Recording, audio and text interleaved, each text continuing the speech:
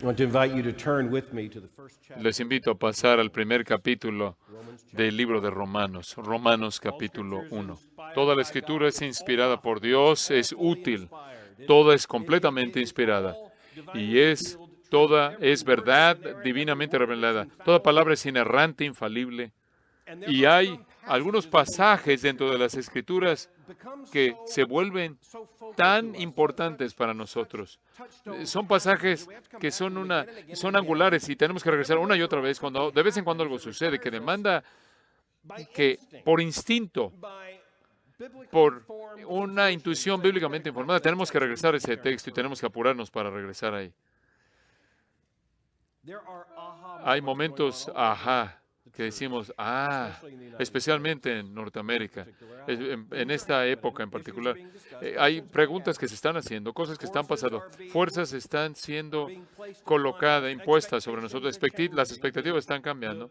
La revolución moral que está llevándose a cabo en torno a nosotros, el sentido de que algo ha cambiado de manera fundamental, esto nos impulsa a regresar no solo a la palabra, sino algunos pasajes en particular que sobresalen, clamando, y regresamos y los volvemos a leer y recibimos lo que el Señor nos da. Romanos capítulo 1, comenzando en el versículo 16, Pablo escribe, porque no me avergüenzo del Evangelio, porque es poder de Dios para salvación a todo aquel que cree, al judío primeramente y también al griego.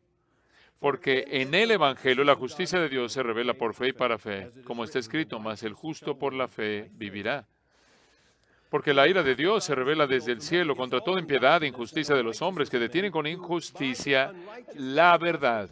Porque lo que de Dios se conoce les es manifiesto, pues Dios se lo manifestó. Porque las cosas invisibles de Él, su eterno poder y deidad, se hacen claramente visibles desde la creación del mundo, siendo entendidas por medio de las cosas hechas, de modo que no tienen excusa. Pues habiendo conocido a Dios, no le glorificaron como a Dios ni le dieron gracias, sino que se envanecieron en sus razonamientos, y su necio corazón fue entenebrecido. Profesando ser sabios, se hicieron necios, y cambiaron la gloria del Dios incorruptible en semejanza de imagen de hombre corruptible, de aves, de cuadrúpedos y de reptiles. Por lo cual, también Dios los entregó a la inmundicia en las concupiscencias de sus corazones, de modo que deshonraron entre sí sus propios cuerpos, ya que cambiaron la verdad de Dios por la mentira, honrando y dando culto a las criaturas antes que al Creador, el cual es bendito por los siglos. Amén. Por esto, Dios los entregó a pasiones vergonzosas, pues aún sus mujeres cambiaron el uso natural por el que es contra naturaleza. Y de igual modo también los hombres, dejando el uso natural de la mujer, se encendieron en su lascivia unos con otros, cometiendo hechos vergonzosos hombres con hombres y recibiendo en sí mismos la retribución debida a su extravío. Y como ellos no aprobaron tener en cuenta a Dios, Dios los entregó a una mente reprobada para hacer cosas que no convienen, estando atestados de toda injusticia, fornicación, perversidad, avaricia, maldad, llenos de envidia, homicidios, contiendas, engaños y malignidades, murmuradores, detractores, aborrecedores de Dios, injuriosos, soberbios, altivos, inventores de males, desobedientes a los padres, necios, desleales, sin afecto natural, implacables, sin misericordia, quienes habiendo entendido el juicio de Dios, que los que practican tales cosas son dignos de muerte, no solo las hacen, sino que también se complacen con los que las practican. Esta es la palabra de Dios. Esta es la carta inspirada por el Espíritu Santo a través de Pablo para Roma. Y debido a que es una carta inspirada por el Espíritu Santo, de la misma manera, es una carta inspirada por el Espíritu Santo a la iglesia, en donde quiera que se encuentre a lo largo de las edades. Esta es la palabra de Dios. Y viene a nosotros con la autoridad como oímos en este momento, así como Israel oyó la voz que vino del monte que estaba rodeado de humo y temblaba, y vieron el fuego. Desesperadamente necesitamos este pasaje.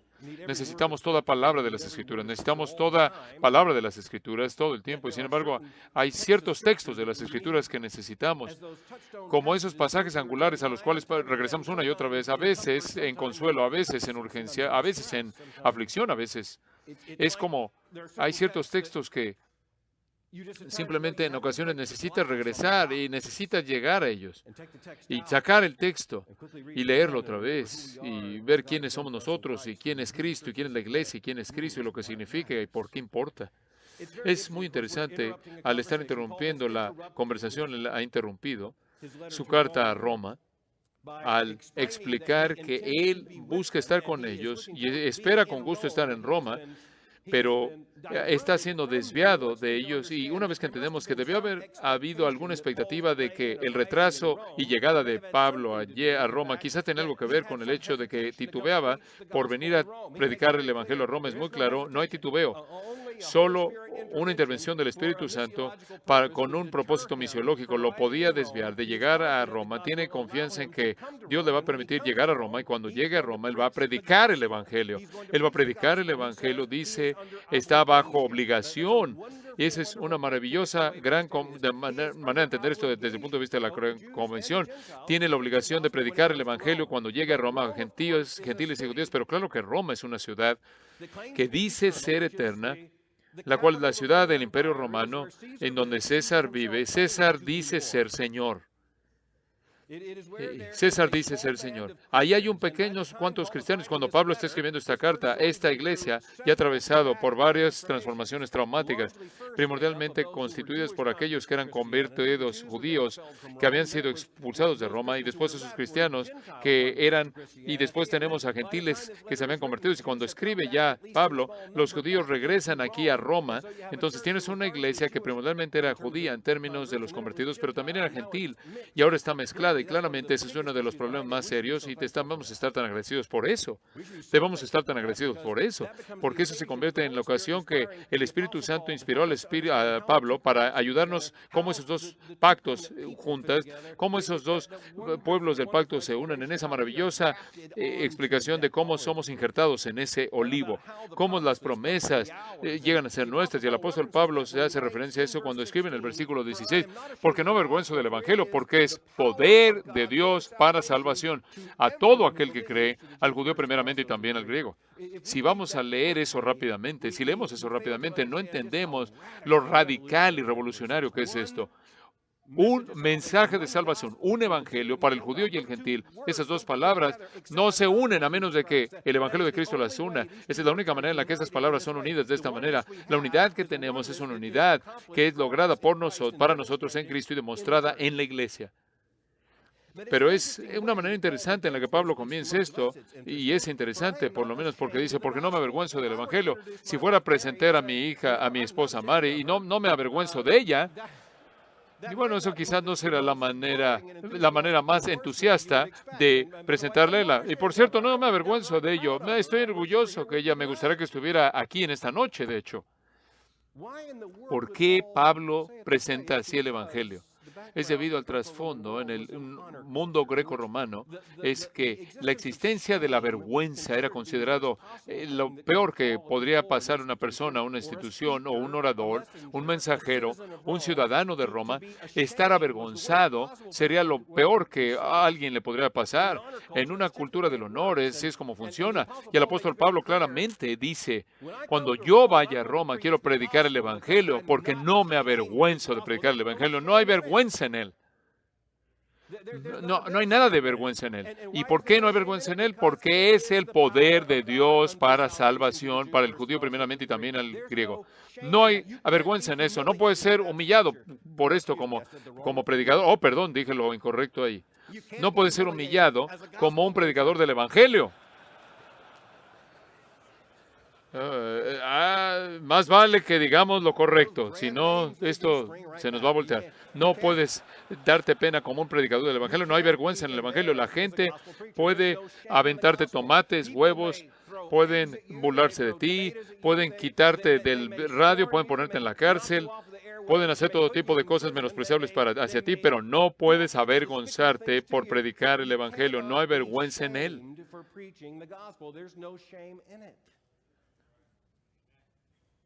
Es el poder de Dios para salvación. No es solo el poder de Dios, es el poder salvador de Dios que se demuestra en el Evangelio. Y es el poder salvador de Dios a quien esto es importante. Esto se repite en Romanos capítulo 10. Todo aquel que invocar el nombre del Señor será salvo. ¿Y cómo invocarán aquel? Al oír el Evangelio. La fe viene por el oír y el oír por la palabra de Dios. Es el poder de Dios, el Evangelio para salvación, para todo aquel que cree. Este es algo tan preciado para nosotros. ¿Cómo es que los elegidos son hechos manifiestos? Oyen el Evangelio y lo creen. ¿Cómo es que el plan de salvación de Dios hecho claro por el hecho de que mediante la predicación del Evangelio la gente oye y al oír creen? Y ahí está el poder de Dios para salvación. ¿Y a quién es dirigido? A todo aquel que cree, al judío primeramente. Hay prioridad ahí, pero también al griego, al gentil. Ahora, si piensas en esto, ese versículo realmente se vuelve un cimiento sobre el cual no estamos de pie. Y con ese versículo, el Evangelio explica el poder del Evangelio, explica por qué el Evangelio salva, cómo el Evangelio salva, explica a quién salva el Evangelio y apunta a la iglesia, al pueblo del nuevo pacto de Dios. En esa iglesia vas a encontrar a aquellos que creen en Cristo, judíos y gentiles, salvados por igual, por Cristo, por un Salvador en común, por un Cristo en común, por un Evangelio en común. Pero Pablo procede en el versículo 17, porque en Él, ahí está el Evangelio, en Él, en el mensaje salvador de la palabra de Cristo, en el Evangelio, la justicia de Dios se revela por fe y para fe, como está escrito, mas el justo por la fe vivirá. El Evangelio salva, pero el Evangelio también revela. Es imposible correctamente dar testimonio del Evangelio y predicar el Evangelio sin revelar aquello que va más allá de lo que llamaríamos meramente el Evangelio en términos de las buenas nuevas de salvación y lo que Dios ha hecho por nosotros en Cristo, la obra salvadora de Cristo, la resurrección, las promesas de la salvación para aquellos que creen. Y lo que tenemos aquí es el hecho de que en Él, en el Evangelio, la justicia de Dios es revelada de fe y para fe. ¿Cómo es que la justicia de Dios se revela? Bueno, cuando ves las palabras justicia de Dios, nuestra primera inclinación es pensar y no impropiamente. La referencia aquí es el atributo de Dios de justicia. Es su perfección que es definida por esa palabra justicia. Entonces, en el Evangelio, su justicia es demostrada. Y Romanos capítulo 3, eso es exactamente lo que el apóstol Pablo presentó. Él dice que en la propiciación que Dios, el Padre, llevó a cabo por el Hijo, al demostrar públicamente esta propiciación, al demandar un sacrificio y de esta manera proveyendo el sacrificio, Él demostró que Él tanto es el justificador y el que justifica al que tiene la fe en Jesús. Pero, como ustedes saben, el apóstol Pablo, en las epístolas paulinas, con esa frase, la justicia de Dios, entra en este contexto, cuando es en el contexto del Evangelio. También inevitablemente significa que esencialmente, y también debe significar la promesa del Evangelio en la justicia que es hecha nuestra, la cual no es nuestra, pero es una justicia que no es nuestra. ¿Cómo es posible que pecadores puedan ser recibidos y aceptados por un Dios justo y santo? Y regresamos a Romanos capítulo 3. Es porque Él no meramente es justo, sino que es el que justifica. ¿Y a quién justifica? Al que tiene fe en Jesús. Y después, ¿la justicia de quién es? ¿De quién es la justicia? La que es provisión para nuestra salvación. Solo la justicia de Cristo es imputada, es justicia imputada. Y eso explica cómo es posible que los pecadores sean salvadores. ¿Cómo es posible que los pecadores sean salvos? Tanto pecadores judíos como gentiles. La justicia de Dios es revelada en el Evangelio y es revelada de fe y para fe. Esto afirma en todo punto la centralidad esencial de la fe y no solo la singularidad de la fe. Somos aquellos que predicamos no solo la justificación por la fe.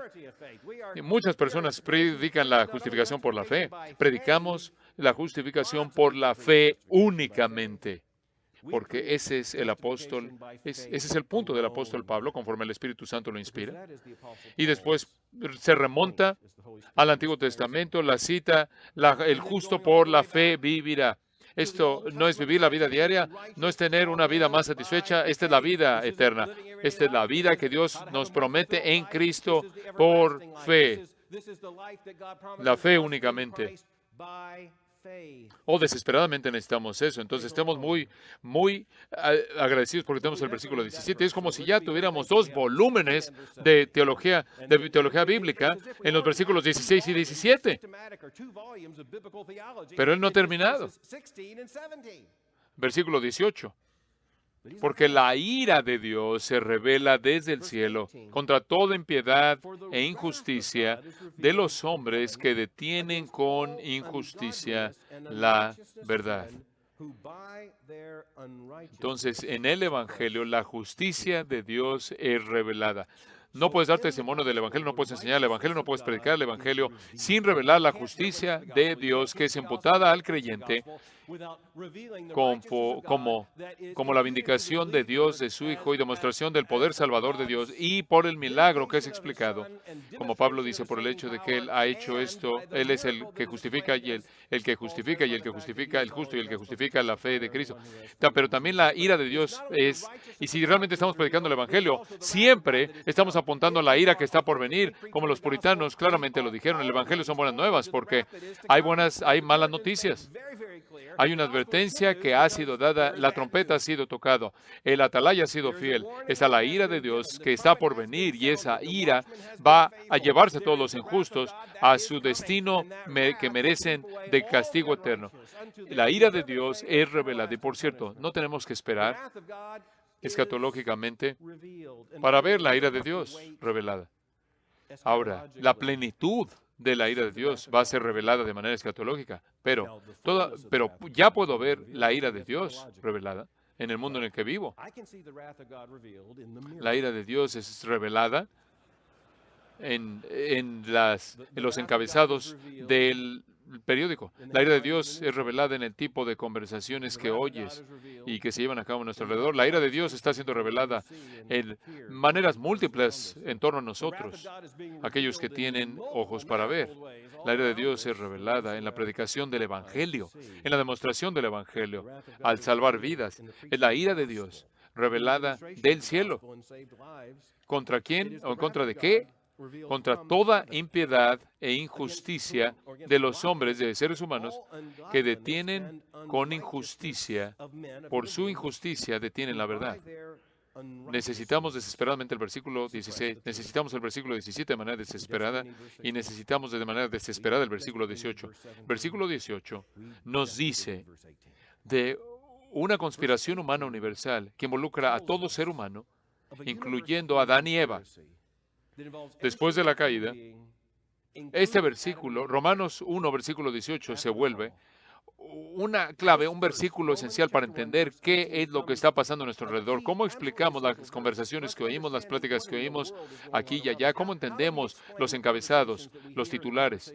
¿Cómo entendemos las noticias conforme se desarrollan? ¿Cómo entendemos los acontecimientos que nos rodean? ¿Cómo entendemos la vasta revolución moral que vemos que nos rodea? ¿Cómo entendemos lo que estamos oyendo de tantos púlpitos y lo que no estamos oyendo en tantos púlpitos? ¿Cómo entendemos esto?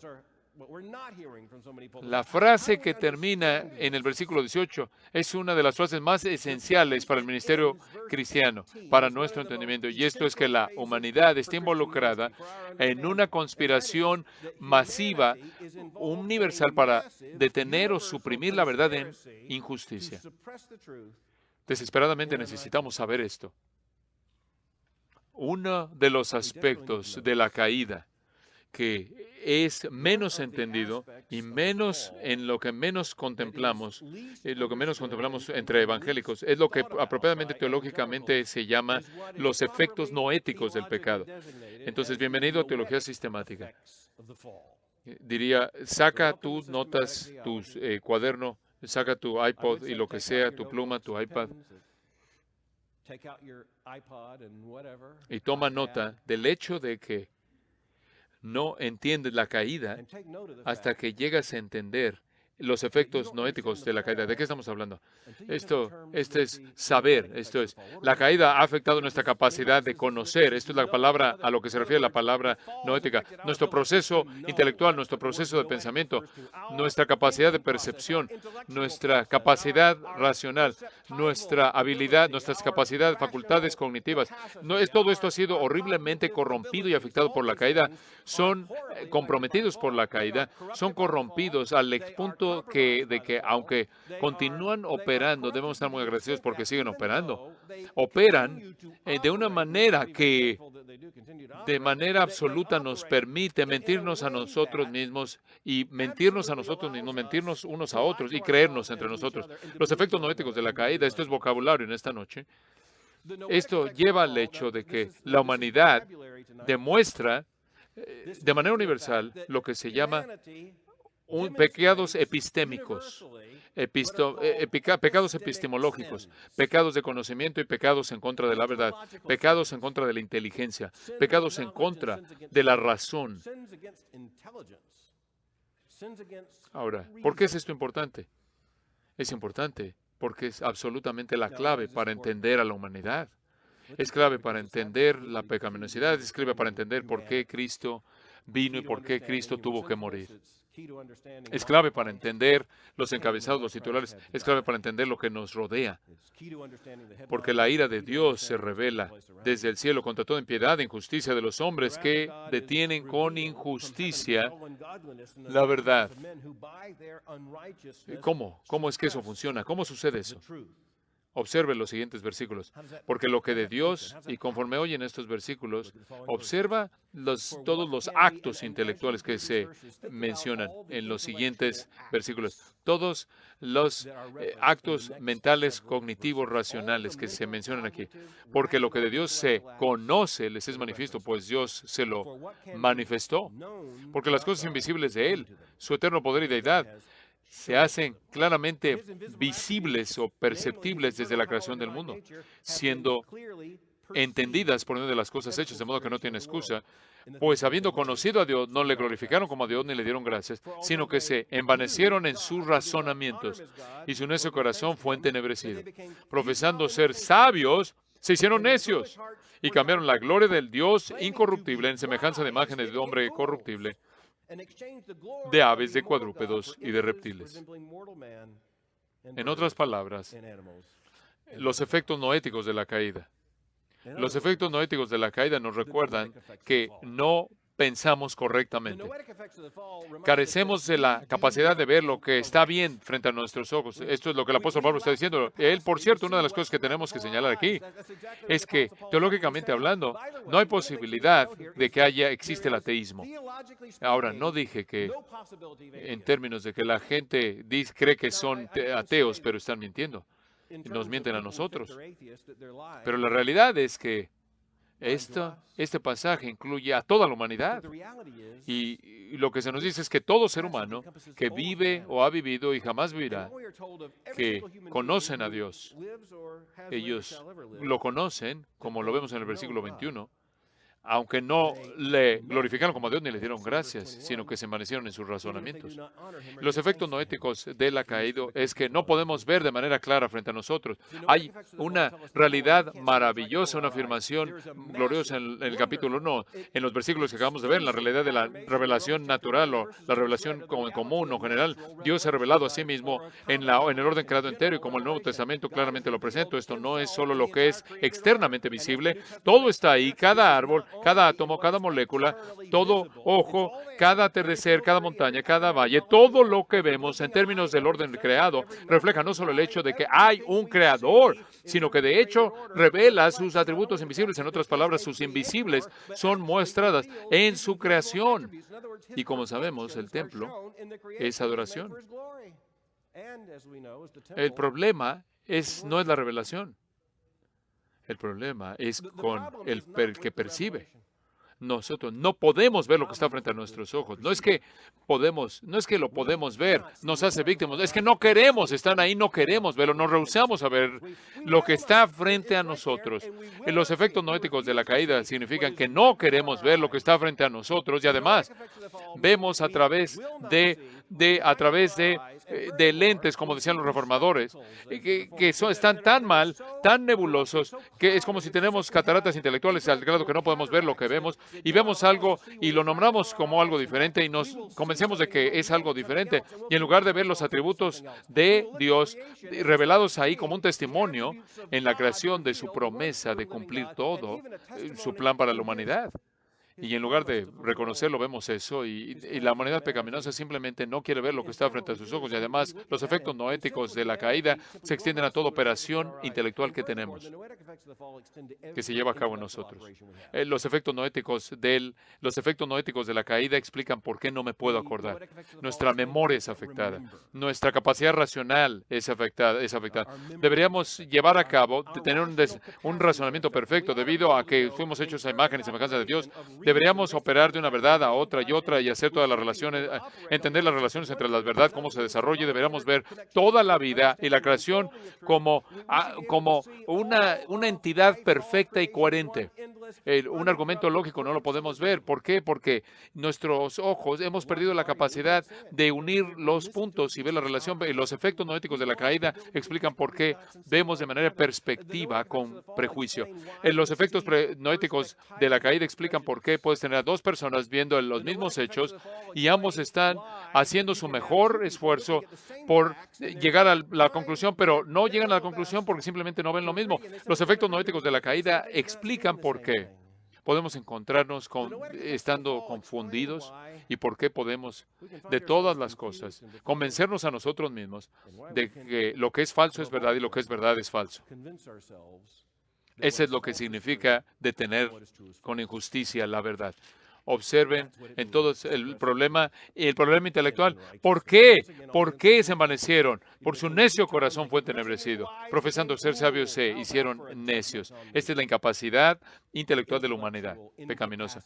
Estas cosas han sido claramente percibidas desde la creación mediante las cosas que han sido hechas, de tal manera que nadie tiene excusa.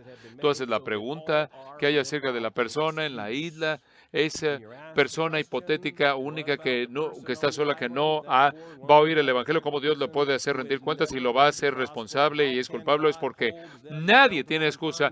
Toda persona no tiene excusa, porque se nos ha revelado en las estructuras de la creación. Como dije, no solo es hecho externo, no es la realidad externa de la creación, sino también la operación interna de la mente humana y especialmente lo que identificamos como la conciencia. Romanos capítulo 2. El siguiente capítulo dice que los efectos no éticos de la caída se extienden al hecho de que nuestra conciencia nos miente, y no solo eso, sino que podemos hacer que nuestras conciencias se adormezcan, podemos conformar a nuestras conciencias de tal manera que las cosas que nos molestaban en un punto ya podemos hacer que no nos molestan, podemos justificar, podemos hacer que estemos cómodos con nuestros pecados de tal manera que nuestra conciencia ya no nos aconseja bien. No dejas que el grillito de la conciencia sea tu guía, porque la conciencia está caída. Detener con injusticia la verdad. Esto resulta ser una de las categorías más importantes que la Biblia nos da para entendernos a nosotros mismos, para entender el mundo que nos rodea, para entender la necesidad para el Evangelio, del Evangelio, y para entender por qué hay tantos que no creen, que no confían y que no reciben el Evangelio. ¿Por qué? No obstante, ¿qué es lo que significa detener con injusticia la verdad? Entendemos eso. Estamos involucrados en una conspiración de uno. Vamos a hacer esto nosotros solos. Y después de una conspiración de los muchos, nos vamos a reunir y vamos a hacer esto. Vamos a crear escuelas de pensamiento entero para detener con injusticia la verdad. Y después, individualmente, vamos a estar en una conspiración universal desde Adán y Eva y hasta que venga Jesús de regreso. Pero también se nos dice aquí que estamos deteniendo con injusticia la verdad. Con injusticia. ¿Qué significa eso? Injusticia. Bueno, significa simplemente que nos entregamos al pecado para que nos hagamos sentir más cómodos como pecadores.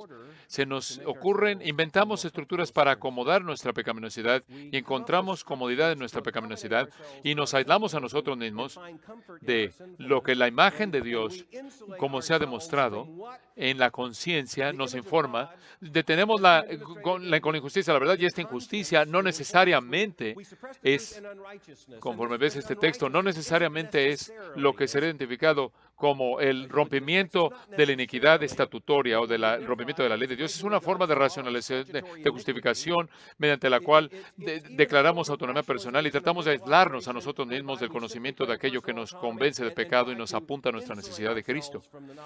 Detenemos la verdad en injusticia. ¿A dónde lleva esto? Bueno, hay un doble, triple en este pasaje.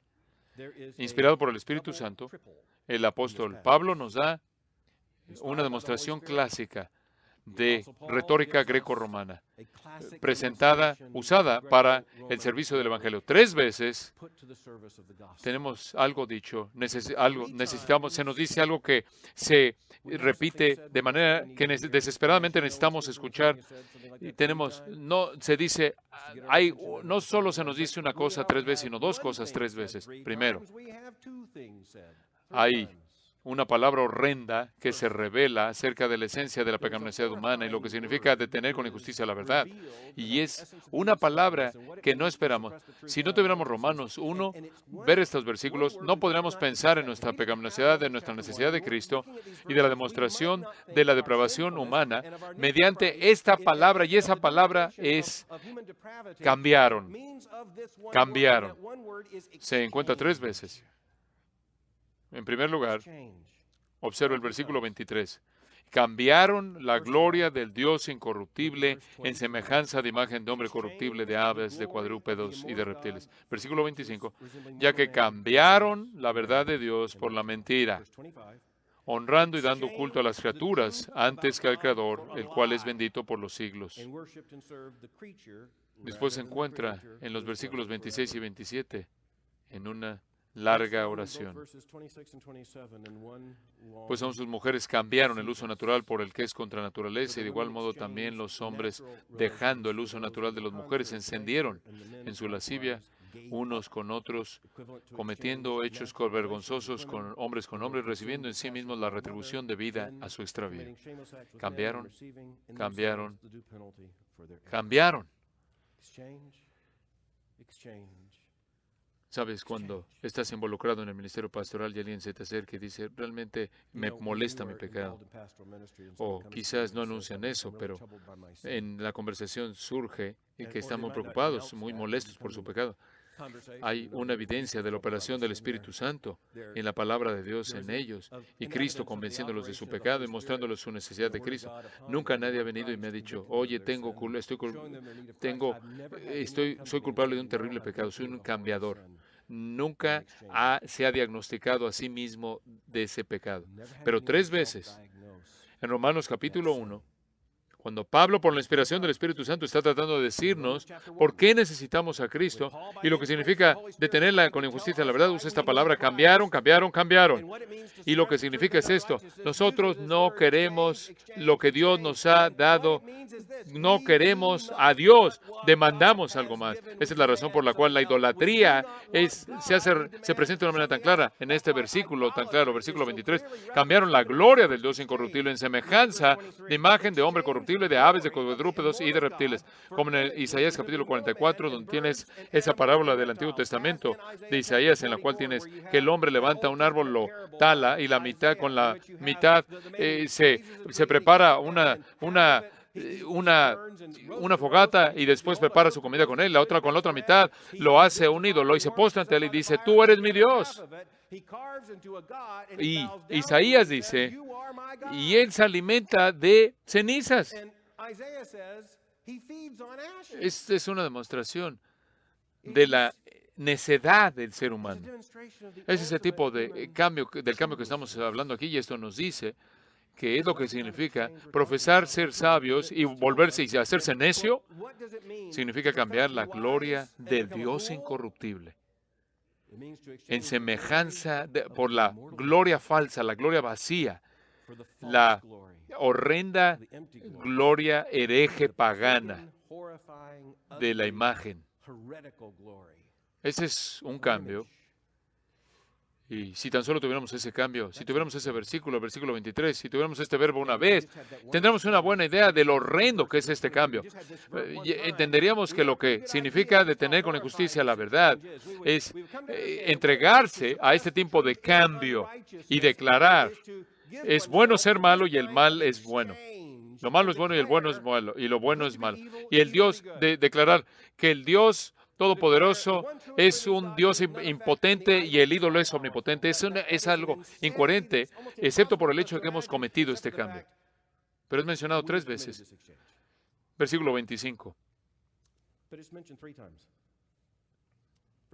Ya que la humanidad pecaminosa cambió la verdad de Dios por la mentira, honrando y dando culto a las criaturas antes que al Creador, el cual es bendito por los siglos. Amén. Ahora, eso es aún más abierto. Cambiaron la verdad de Dios por la mentira. Y por cierto, eso es lo que Isaías dice en Isaías capítulo 44. Él dice, este hombre está tan engañado que no puede ver y decir, tengo una mentira en mi mano. Eso es un ídolo. Un ídolo es una mentira. Declarado por Elías en el capítulo 44, afirmado por, declarado por Isaías 44, afirmado por Pablo, un ídolo es una mentira y estamos tan caídos intelectualmente, nuestra manera de pensar está tan mal, estamos deteniendo con injusticia la verdad al grado que todos como ovejas nos descarriamos y todos hemos cortado la madera, la mitad lo usamos para comer, la otra mitad la hicimos un ídolo y decimos que ese es nuestro Dios. Tenemos una mentira en nuestra mano, cambiando la verdad acerca de Dios por la mentira, adorando y sirviendo a las criaturas en lugar que al Creador, el cual es bendito por los siglos. Amén. Pero no solo tenemos una vez, lo tenemos 2 veces, lo tenemos 3 veces. Versículo 26. Pues aún sus mujeres cambiaron el uso natural por el que es contra naturaleza. Y de igual modo también los hombres, dejando el uso natural de la mujer, se encendieron en su lascivia unos con otros. Ahora, cuando pensamos en la revelación moral que se lleva a cabo en torno a nosotros, pensamos en la urgencia pastoral que se presenta a nosotros, oímos la conversación en nuestra cultura, pensamos en este versículo. Pero espero que veamos, mediante la exposición, que no debemos llegar primero a este versículo. Tenemos que llegar primero a entender que hay 2 cambios que precedieron a este cambio. Los cambios que precedieron a este cambio fueron los cambios de la idolatría y los cambios de la verdad. El cambio de la verdad de Dios por la mentira. Este es un argumento progresivo y dado el flujo de la carta de Pablo aquí, va de lo menor a lo mayor en la demostración de lo menor a lo mayor. Hacemos eso en la actualidad. Aristóteles lo aconsejó y el mundo grecorromano lo entendía. Ibas de lo que la gente puede ver y si siguen tu argumento a lo que pueden ver de lo menor a lo mayor. Aquí va. El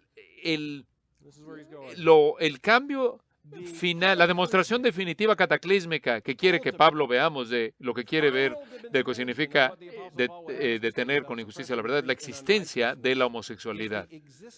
¿Es interesante? Lo que tenemos en el versículo 26 es la única referencia innegable en el mundo entero antiguo a relaciones sexuales entre las mujeres. Hay pistas en la literatura grecorromana, pero no hay nada explícito, más explícito que esto. Vemos al mundo antiguo y estás buscando una referencia a ese tipo de actividad sexual. Eso es lo único que hay. Aquí está. Y es claro, y sabemos exactamente lo que significa. Las mujeres cambiaron el uso natural por el que es contra naturaleza. Y no solo eso, sino que de igual modo también los hombres, también haciendo el cambio, dejando el uso natural de la mujer, se encendieron en su lascivia unos con otros, cometiendo hechos vergonzosos, recibiendo en sí mismos la retribución debida a su extravío. Este cambio es un patrón pecaminoso mortal que es visible para aquellos que tienen ojos para ver. Pero tenemos que ser muy, muy cuidadosos aquí. ¿Acaso Pablo está diciendo entonces en la progresión de este argumento que los homosexuales son una clase separada de pecadores? Están siendo señalados en Romanos 1 de tal manera que vemos a aquellos que cometen actos homosexuales y decimos, ahí están los pecadores, ya los veo. No, ese no es el argumento de Pablo. Pablo está hablando de toda la humanidad. Él está presentando un retrato, no de ellos, como si nosotros pudiéramos hablar de aquellos que están involucrados en un pecado que ellos son, sino que más bien de nosotros mismos. Estos somos nosotros. Todos estamos involucrados en esta conspiración de detener con injusticia la verdad. Todos estamos involucrados en esto juntos. Y por cierto, cuando digo todos estamos involucrados en esto juntos. Los seres humanos racionalizan el pecado unos por otros. Se les ocurren,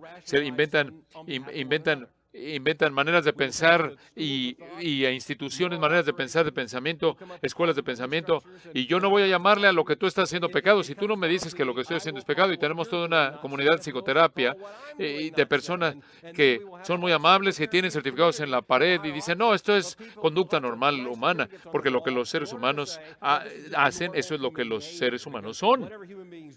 Y después tienes toda una estructura política que simplemente dicen, muy bien, ahora vamos a ver cómo podemos inventar una moralidad constructiva y legalizar la moralidad de tal manera que podemos adjudicar estos derechos como si no existen y no hay patrón para la sexualidad humana. Simplemente estamos descubriéndolo conforme avanzamos.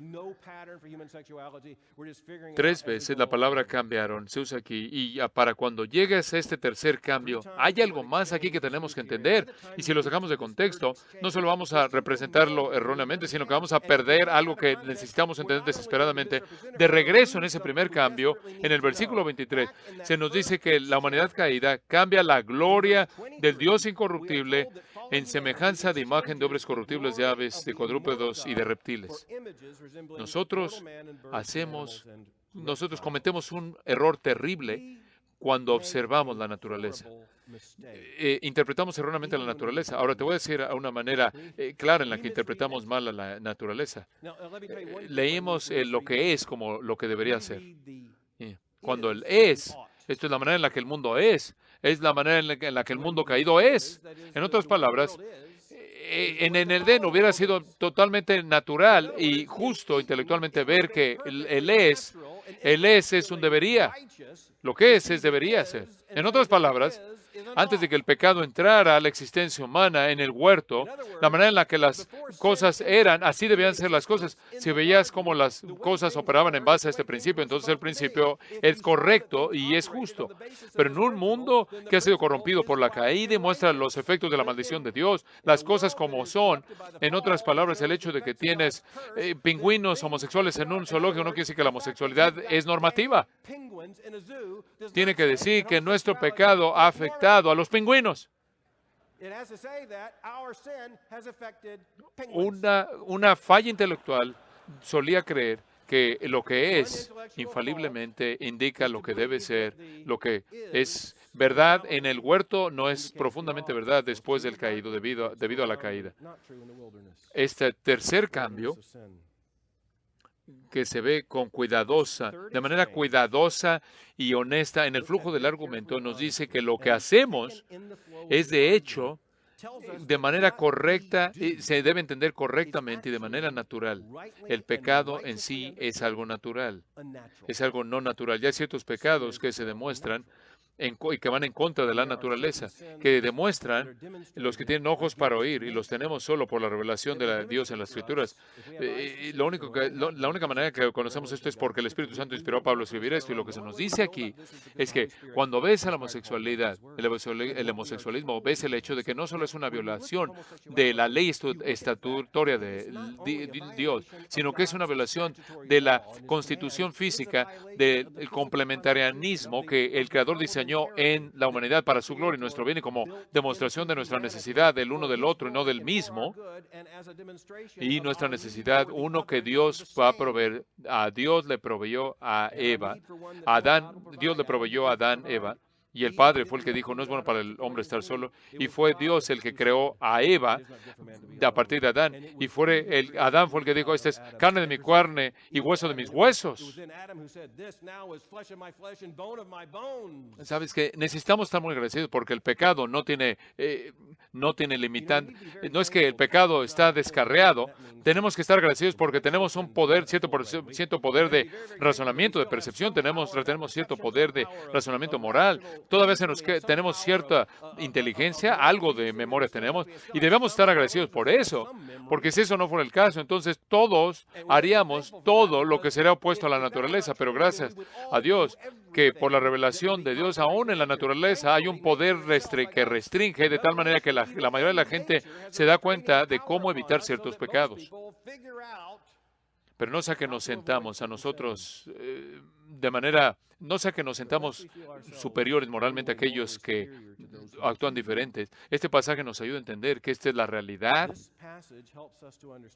que manifiesta la maldición de Dios sobre el pecado humano y los seres humanos al azar, viéndolos al azar, van a incluir a personas que demuestran pecados contra la naturaleza. ¿Y saben qué? Eso manifiesta lo enfocados, lo aferrados que están a su pecado, al detener con injusticia la verdad. Ellos están mostrando lo determinados que están como pecadores, que van a tomar lo que es obvio y van a ir en contra de lo que es obvio.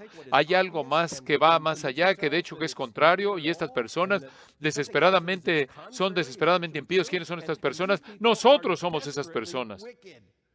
Porque nosotros todos hemos hecho cambios. Todos hemos hecho cambios por la gracia de Dios. Y cuando somos tentados en este tercer cambio, y no todos los que son tentados se entregan a este tercer cambio. Pero este no es el único cambio. Han habido muchos cambios hechos antes de que lleguemos aquí. Y no hay uno de nosotros que tenga una excusa.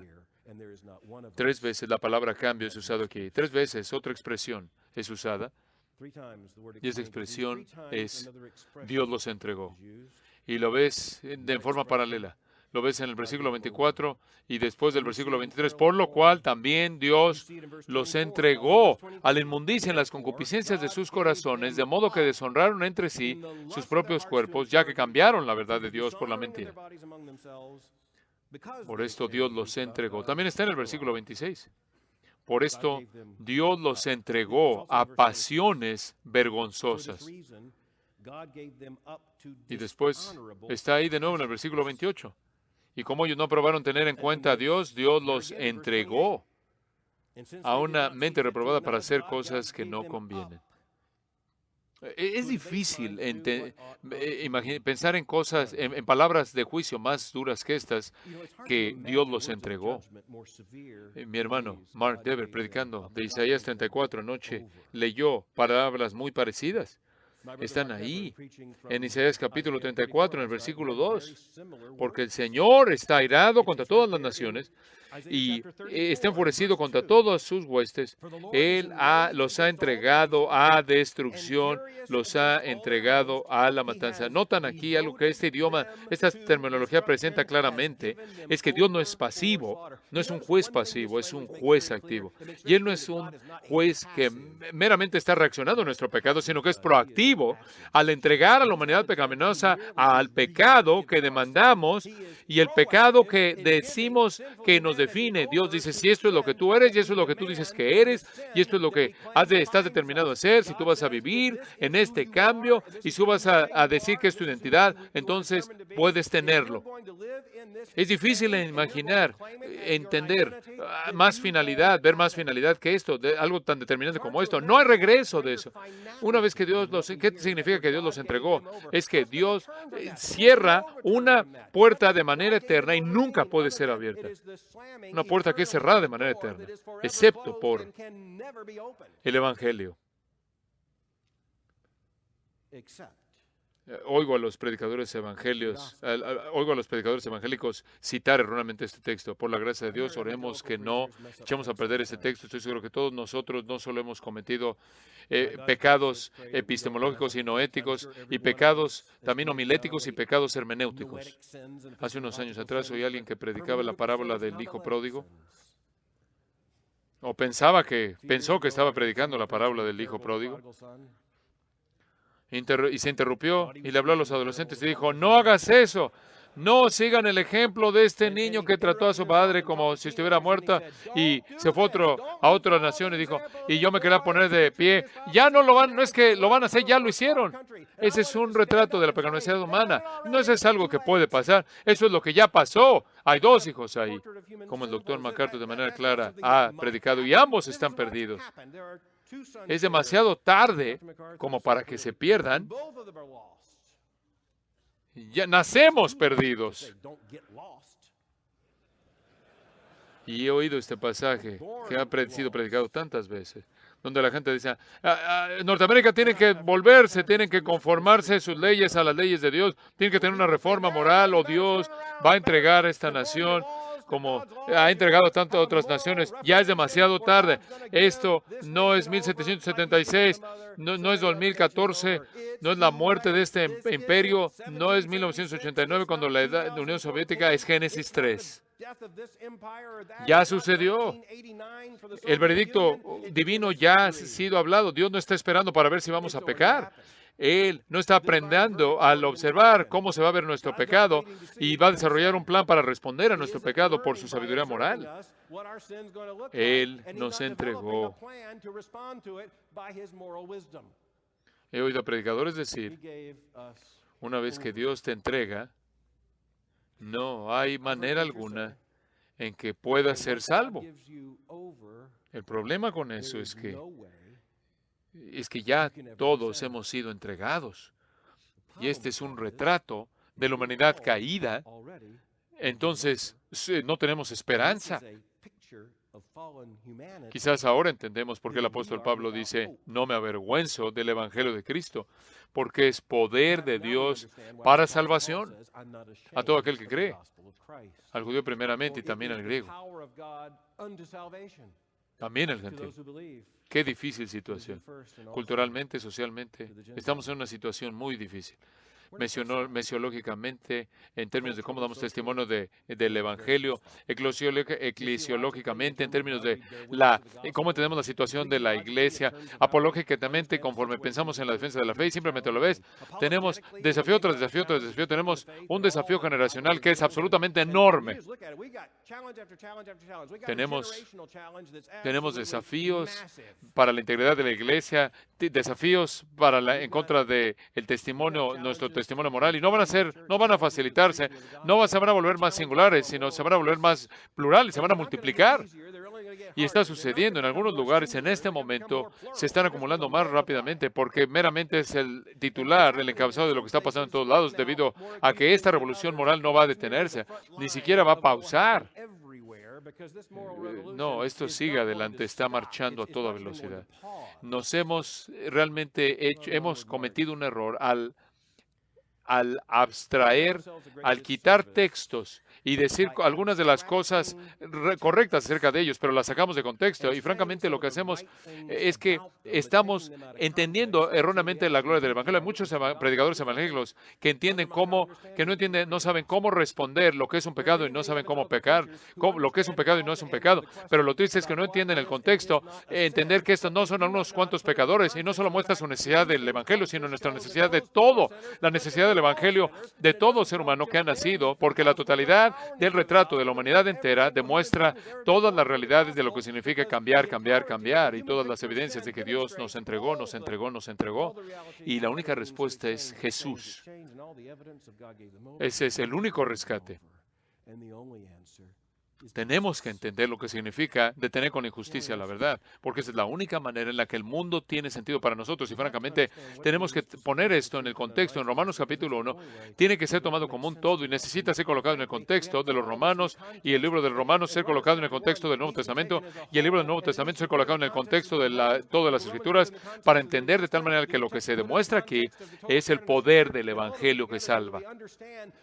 Y la realidad universal es que la depravación humana, el pecado humano en universal, el hecho es de que desde que somos concebidos y emergemos en el mundo de los pecadores y de los justificadores, y esta injusticia se lleva a cabo, lo vemos desde el 2 años, el niño de 2 años, y te ve de manera desafiante. Detener con injusticia la verdad es más complicada que eso. Cuando el pensamiento complejo, analítico, que este niño que podía ver la mentira, ahora está mintiendo cuando es un adolescente de una manera más eficaz, más eficaz que cuando tenía 4 años, y tú sabes exactamente lo que ella está haciendo, porque tú eras ella. Tú eras él. Y después ves esto y te das cuenta, eso es exactamente lo que está pasando. Te sientes en el salón de clases y oyes las ridiculeces más torpes presentadas por personas que creen lo que están diciendo. Y dices, ¿cómo sucedió? Es detener con la injusticia la verdad. Y tenemos disciplinas enteras e instituciones académicas enteras que dicen, esto es para aprender. Y si fuera honesto, diría, desde 1812, deteniendo la injusticia con verdad. Deteniendo la verdad con injusticia, la verdad. Eso es lo que es, eso es lo que está pasando. Ves iglesias que han abandonado el Evangelio y ahora están tratando de disculparse y reformar el código moral cristiano de tal manera que lo que la Biblia realmente condena y lo celebra ahora, y ahora están tratando de decir que Romanos 1 en contra de la naturaleza simplemente quiere decir que está mal que los heterosexuales cometan actos homosexuales. Bueno, seamos claros en que esto está mal, pero eso ni siquiera toca lo amplio que cubre el texto. Y ves estas denominaciones y sus deliberaciones y sus teólogos y sus eruditos, ¿y qué están haciendo? Están deteniendo con injusticia la verdad elemental en el sexo 1, sexo 2. Eso es lo que está pasando. Tenemos que reconocer ¿qué es lo que nos vemos tentados a decirnos a nosotros mismos? ¿Qué es lo que viene literalmente de manera natural a nosotros? En la naturaleza caída, cuando nos vemos en el espejo y detectamos patrones en nuestra manera de pensar, reconocemos, oye, realmente estoy trabajando, estoy muy cerca de detener con injusticia la verdad.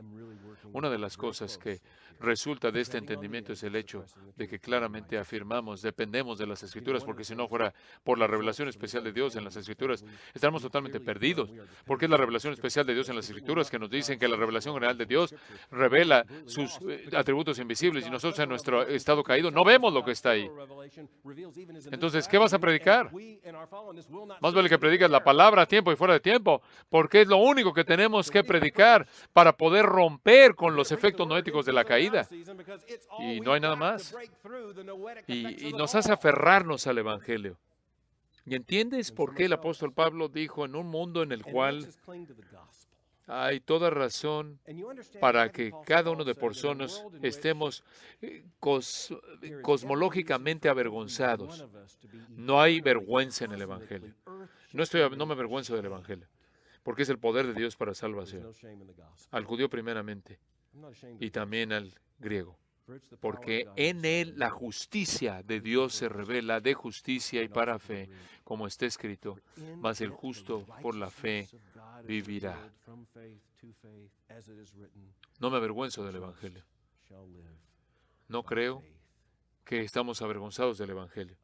Creo que en esta noche se nos ha recordado por qué no hay vergüenza en el Evangelio y por qué lo único que tenemos es el mensaje del Evangelio. Y es todo lo que necesitamos. Oremos.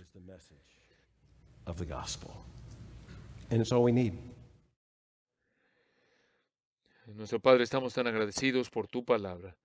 Cada palabra que está contenida aquí en este pasaje cautiva nuestros corazones y almas para que pensamos como quieres que pensemos, sentamos como tú queremos que sentamos, que nuestras emociones estén alineadas con tus emociones, que nuestra razón se alinee con tu palabra revelada, de tal manera que nuestra conciencia esté dirigida por tus sagradas escrituras para que demos testimonio del Evangelio como pueblo redimido y prediquemos el Evangelio a tiempo y fuera de tiempo y que no nos avergoncemos de llevar el Evangelio donde tú quieres que vayamos. Que así sea, para tu gloria oramos.